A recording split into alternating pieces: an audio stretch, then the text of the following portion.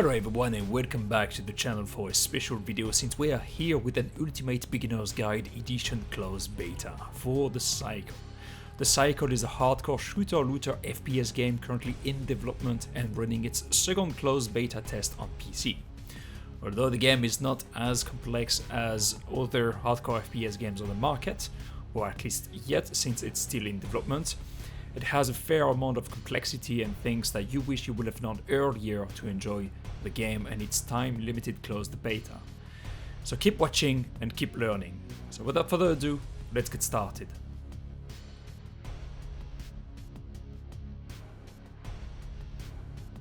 I guess you could consider that there are two versions of the in-game inventory.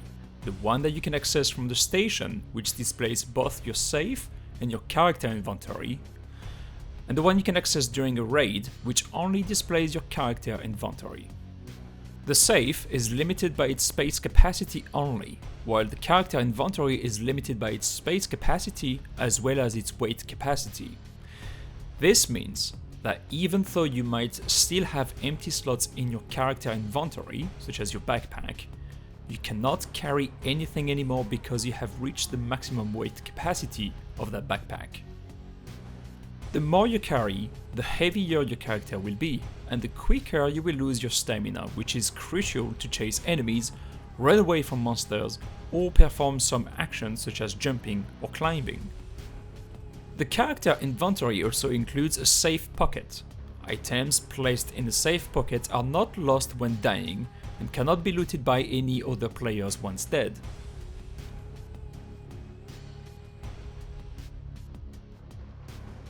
Factions are an important part of the gameplay loop. Each faction is unique, with different types of contracts, weapons and perks. The contracts will challenge you with a variety of tasks that will take you to all four corners of Fortuna III. Once completed, a contract gives you at least two very extremely important rewards. The first one, faction reputation, which you need to farm in order to level up with that faction and unlock more options at their store. And then the second one is what we call the faction scripts, which are tokens you need in order to upgrade your stash and safe pockets from the terminal at your personal quarters. We will talk about that a little bit more later in the video. Before unlocking the contracts, you will have to complete the faction campaigns and reach the minimum required faction fame. Contracts are available in three different difficulties: easy, medium, and hard. And you will have to increase your faction reputation in order to unlock more difficult but more rewarding contracts. Once taken, a contract stays with you until you complete or abandon them, and new contracts will become available from the faction lead on a cooldown basis.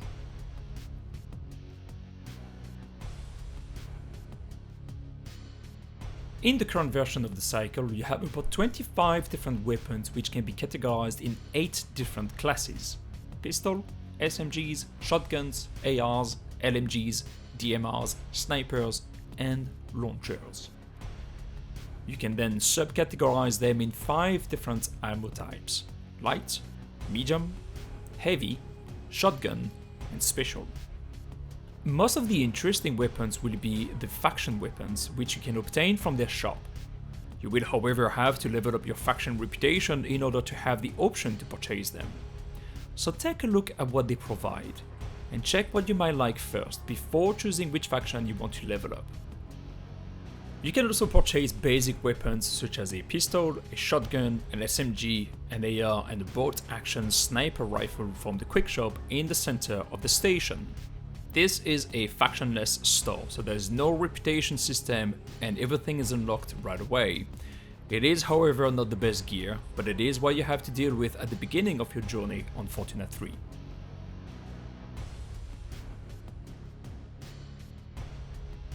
Weapon attachments enable you to tweak some of the stats of your weapons, ideal for the most competitive prospectors out there who want to increase their chances of surviving their stay on Fortuna III. There are multiple ways for you to get weapon attachments. You can loot them, you can buy them from the quick shops, and you can also craft them from the gear printer. Weapon attachments can be categorized in 8 different types: optic, magazines, muzzles, stocks, foregrips, tacticals, ammo converters, and rear grips. For each of those categories, you will find different attachments that tweak the gunplay of the weapon in different ways. For instance, you will find stocks that lower the recoil when firing or improve the time to switch weapons. Attachments also come in different rarities, from common to epic and potentially even legendary. The higher the rarity, the better the effects. Not all attachments of the same category are necessarily compatible with the same weapons. You need to check their compatibilities before purchasing them, which is something you can do by simply hovering over the item until the tooltip is displayed. There you will see labels telling you on which type of weapon the attachment can be equipped. Also, not all weapons have the same attachment options, so you also need to check and make sure that the weapons that you want to customize has the slots to accept the attachments that you were about to install.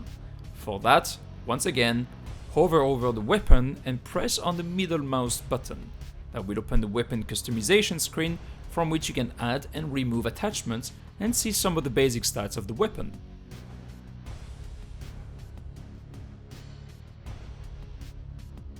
Vendors are a crucial part of the game economy. Weapons, tools, gear, consumables, ammo, attachments, they have it all. Maybe not in all versions, but they will have plenty. There are two main vendors at the station. The basic shop, which gives you the beginner's gear, and then the faction shops, which will give you better gear, but higher prices, and you must farm your reputation in order to reach the required level to unlock the gear. You can also sell your items at the vendor, and I'm pretty sure you can sell pretty much everything. But selling items is also one of the ways to farm your reputation. So if you were to sell a lot of items that you found on Fortuna III, make sure you do so at one of the faction shops that you currently want to level up, so you can unlock new gear and better contract much faster.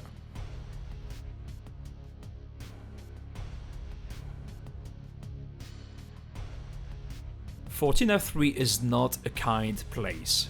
There are currently 2 regions that we can raid in, at least at the time of recording and in the closed beta.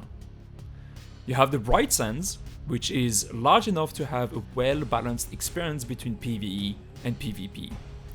It's large enough for you to find tons of great items, but not necessarily of the best quality.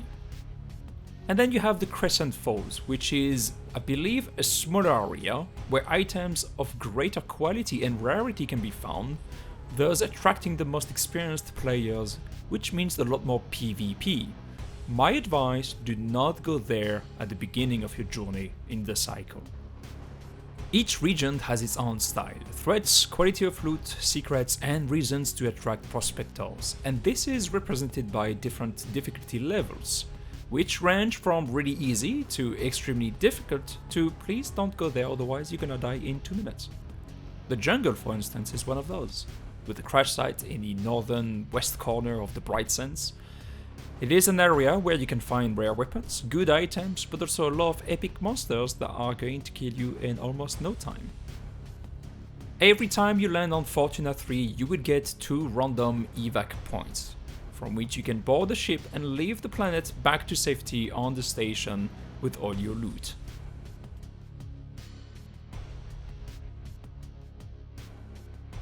So, you always get 2 different evac sites per raid, and they are not always the same for everyone and per raid.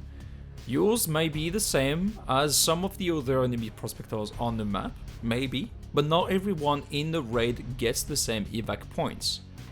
The evac zones are clearly labeled on the map with a red icon, and you need to be at proximity in order to call the evac ship.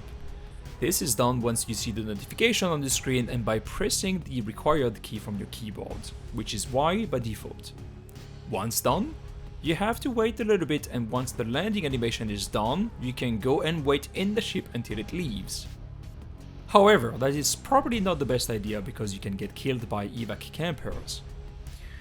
But you will notice that once the evac ship has landed, a timer bar or countdown bar will appear at the top of the screen, indicating how much time you have left before the ship leaves again.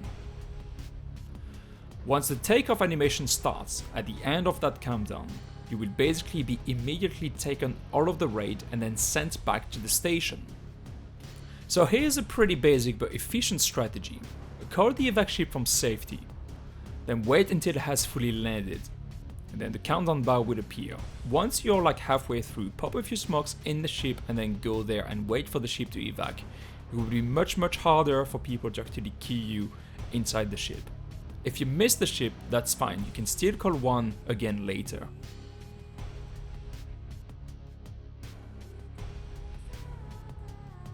One last thing that is really important for you to know, remember and work on your private quarters. From there you can access the computer called the quarter upgrades, where 4 upgrade trees are available to you. The first one, the general upgrade, to improve the general performances of your personal quarters. The generator tree, which improves the type and amount of rewards you get out of the income generator. The inventory tree, which improves the capacity of your safe at the station and the safe pocket on your character. And then the workbench tree, which improves or reduces the time it takes to research the upgrades of your private quarters. In order to research the different upgrades, you will need resources, scripts from different factions, and old currencies. Once you have the required resources, you can start the research and either wait for it to be completed, or you can speed it up with hard currencies, which I assume you will be able to purchase in the future for real money from the in-game store. The other important aspect of the private quarters is the income generators, which will give you currencies and resources at a regular frequency.